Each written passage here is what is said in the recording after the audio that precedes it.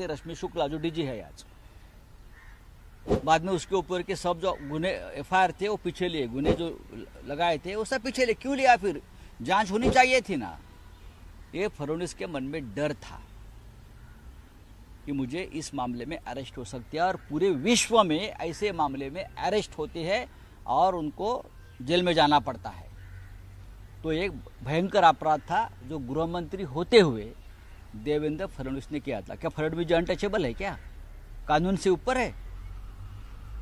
प्रवीण दरेकर, जिनके ऊपर Mumbai bank loan घोटाले का जांच चल रही थी, हजारों करोड़ का घोटाला वहां हो रहा था उस वक्त, तो क्या सिंचन घोटाला, ये घोटाला, उसमें लोग अरेस्ट कर सकते हैं।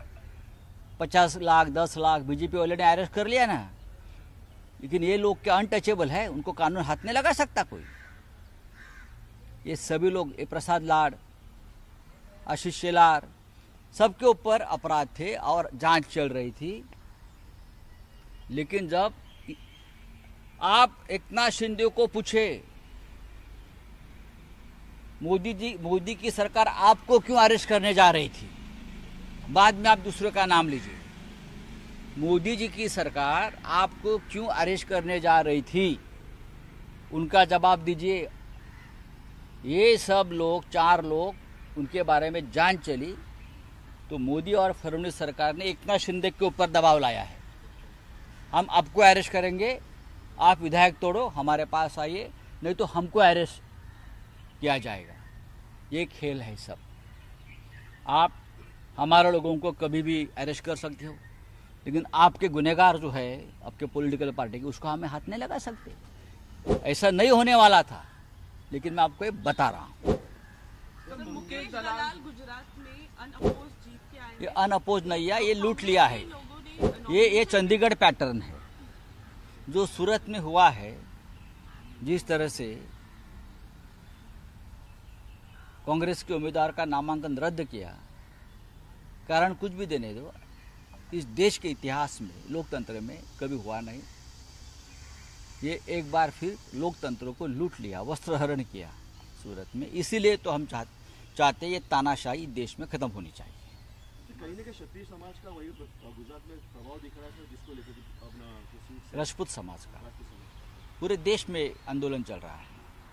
बोलिए। गिरीश महाजन, आशिष शेलार, प्रवीण दरेकर यांना अटक करण्याचा प्लॅन होता असं मुख्यमंत्री म्हणतात. काय नक्की एकत्रित प्रकारचा प्लॅन होता आणि आताच ते असं मुख्यमंत्र्यांचं एक मुलाखत समोर आलेली आहे। सध्याचे मुख्यमंत्री असं म्हणतायत,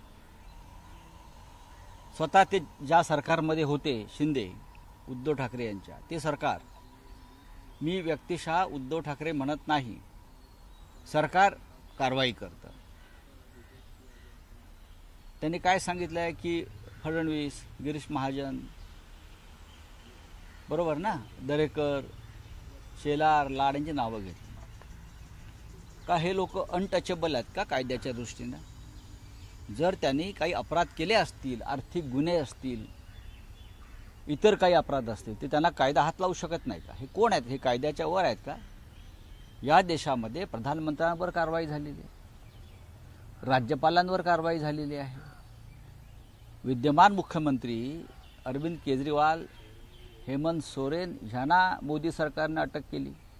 अनेक मंत्री, आमदार, खासदारांना या महाराष्ट्रात आणि देशभरात अटक झाली। मग हे जे पंचक आहे, ज्यांचं नावं घेतली शिंद्यांनी, त्यांच्यावर अपराध असतील आणि सरकार त्याची चौकशी करत असेल, तर यांच्या अंगाचा इतका तिळपापड का व्हावा? त्या काळामध्ये देवेंद्र फडणवीस यांच्यावर विरोधकांचे फोन टॅपिंगचा आरोप होता, अत्यंत गंभीर आरोप आहे। Indian telegraph act, Indian evidence act आणि इतर काही सेक्शन्स, त्यांनी विरोधकांचे फोन अत्यंत बेकायदेशीरपणे चोरून ऐकण्याचा प्रयत्न केला आणि त्यांच्यावर पाळत ठेवली।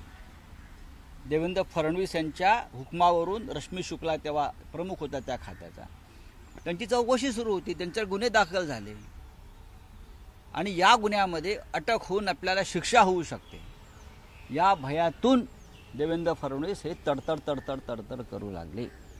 हे सत्य आहे. जगभरामध्ये असे गुन्हे हे अत्यंत भयंकर गुन्हे मानले जातात आणि अमेरिका असेल, युरोप असेल आणि आपला देश असेल, इथे अशा गुन्हेगारांना तात्काळ अटक केली जाते.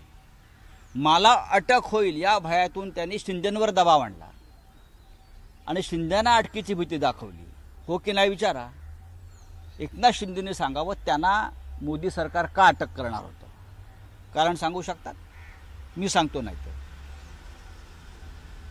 एकनाथ शिंदेवर दबाव होता अटकेचा आणि म्हणून ते 40 आमदार आणा ना, ते तुम्हाला अटक करू. प्रवीण दरेकर यांच्यावर का कारवाई करू नये. त्यांच्यावरती मुंबई बँक घोटाळ्याचा आरोप तेव्हा होता आणि त्याची चौकशी सुरू होती. बेकायदेशीरपणे कर्ज वितरण,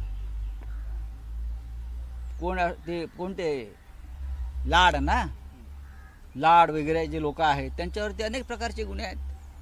पोलिसांनी तपास करू नये असे यांचं म्हणणं आहे का. डरपोक लोक आहेत ते. म्हणून त्यांनी पक्ष फोडले स्वतःची अटक टाळण्यासाठी, स्वतःचा बचाव करण्यासाठी त्यांनी शिवसेना आणि राष्ट्रवादी काँग्रेस पक्ष फोडले आणि उद्धव ठाकरेंचं सरकार पाडलं. नाहीतर यांच्यावरती गुन्हे दाखल होते आणि हे गुन्हे अटक व्हावी अशा प्रकारचे होते. गिरीश महाजन यांच्यावरचे गुन्हे पहा तुम्ही काय आहेत ते. तुमचं सरकार आल्यावर पुन्हा फोन टॅपिंग प्रकरण बाहेर काढाल का? सरकार येईल. केंद्रातलं सरकार 100% बदलत आहे. मिस्टर फडणवीस, मिस्टर शिंदे आणि त्यांची टोळी, मी जबाबदारीनं बोलतोय, केंद्रातलं सरकार 100% बदलत आहे. तेव्हा हे तुम्ही आल्यावर जे गुन्हे रद्द केलेत, FIR रद्द केलेत, चौकशा रद्द केल्यात, त्या चौकशा लागतील आणि कायदेशीर कारवाई होईल. कायदेशीर म्हणतोय, तुम्ही करताय बेकायदेशीर तशी नाही. सर हिंदी में जानना चाहेंगे, ये लाइन हिंदी में जानना चाहेंगे सर. आपने कहा सरकार आएगी और फिर से ये सब सरकार बदल रही है. हिंदुस्तान की सरकार 4 जून के बाद बदल रही है. मोदी नहीं रहेंगे, ना अमित शाह रहेंगे, ना उनका गैर कानूनी कारोबार रहेगा. तो ये जो लोग हैं डरा धमका कर सब कुछ करते थे अब तक एजेंसी को पकड़कर, जो सरकार आने के बाद महाराष्ट्र में सभी जो जांच थी बंद कर दी, हाँ, वो वापस खुल जाएगी फाइलें. आप देख लीजिए.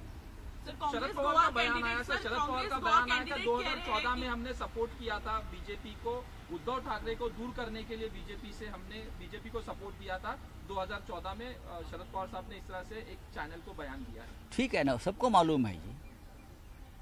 वो बात अलग थी, आज की बात अलग है. Chapter is close now. Sir Congress Goa candidate कह रहे हैं कि कॉन्स्टिट्यूशन हम पे फोर्सफुली लादा गया था. हमने राहुल गांधी से बात की है गोवा के सिटीजन्स को डबल सिटीजनशिप देने की. कैसे देखते हैं इस पर्टिकुलर मैटर को? सरकार आने दो, बाद में देख लेंगे. सर उद्धव ठाकरे दौऱ्यावर असताना फडणवीस यांच्यावर टीका केली जाते. मात्र सिंधुदुर्गात या तुम्ही फडणवीसांना टीका करून दाखवा, परत जो रस्ता आहे बाहेर जातो तो कुठून जातो हे मी दाखवतो असं राणे बोलले. बोलू द्या ना, त्यांना काय वय झालंय. सर उद्धव ठाकरे वय झालंय त्यांचे. आता जो टोप घालतात त्या टोपाचे केसही पिकलेत, बरं का. एवढं वय झालंय त्यांचं.